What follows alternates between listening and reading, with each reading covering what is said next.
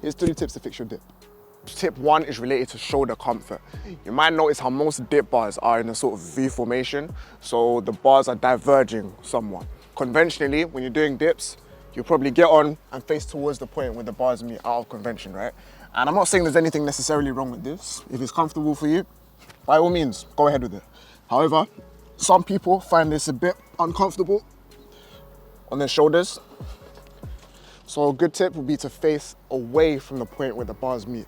So you're facing towards the opening point of the V, if that makes sense. And this way your shoulders are in a bit more of an externally rotated position, which might be a bit easier on the shoulders. I mean, it's gonna depend on your anatomy, but for some of you, this can help dips feel more comfortable for you.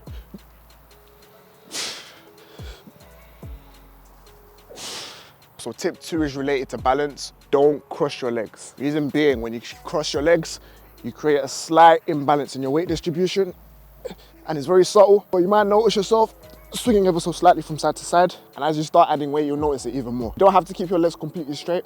If you do want to bend them, just make sure you keep your feet together.